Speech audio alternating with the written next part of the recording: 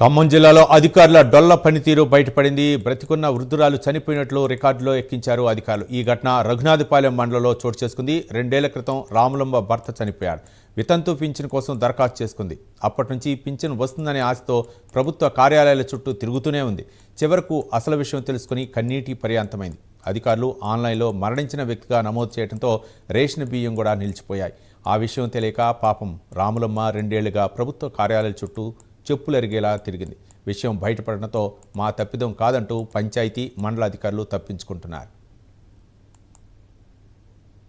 అయితే పింఛన్ కాడికి పోతే ఎంఆర్ఓ కాడికి పోయిను. ఫస్ట్ చేపించిండు, ఇచ్చిండు. నీకు 60 సంవత్సరాలు వచ్చిన ఎందుకు ఇట్లేదమ్మా అన్నాడు. అన్నాక తీసుకొచ్చి ఏడెత్తి వాళ్ళు ఇయ్యలే. మళ్ళీ తీసి పాడేసి ఆయన కొత్తనే ఎందుకు ఇస్తావు ఈ రావు అని చెప్పిండు. ఆ చెప్పిన కానించి మళ్ళీ ఇక మా ఆయన చనిపోయినాక మళ్ళీ పోతే అలా ఏం కావట్లేదు ఎందుకు వస్తున్నావు అమ్మా అని అంటుంది ఈ మేడం.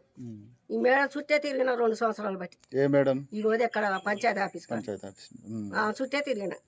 తిరిగితే ఏం చెప్పట్లేదు, అలా ఏం కావట్లేదు అంటుంది. ఎందుకు వస్తున్నావు అంటుంది.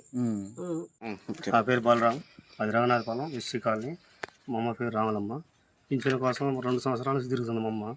ఎందుకు రావట్లేదు ఏందని మేము అడుగుతుంటే రోజు పెడుతుంది వస్తుంది కాబట్టి వస్తాయిలే అని చెప్పి మేము పట్టించుకోవట్లేదు. మొన్న అసలు ఎందుకు రావట్లేదు అని చెప్పి మేము ఆన్లైన్లో చెక్ చేస్తే డెత్ అని వచ్చింది. డెత్ అని వచ్చిందని మేము మేడానికి పోయి కలిస్తే మేము చూడమని చెప్పింది. అక్కడ మండల ఆఫీస్కి పోండి అని చెప్పింది. మండల ఆఫీస్కి పోతే డెత్ అనే ఉంది ఆధార్ కార్డు చెక్ చేస్తే. మరి పింఛన్ చచ్చిపోయినట్లు ఉంది సార్ అంటే చచ్చిపోయినట్లు ఎందుకు ఉంటుంది, మేము చెక్ చేస్తాం లేదు అది లేదన్నారు. వాళ్ళు పట్టించుకోవట్లేదు. మరి ఆమె పింఛన్ రాక ఇబ్బంది పడుతుంది.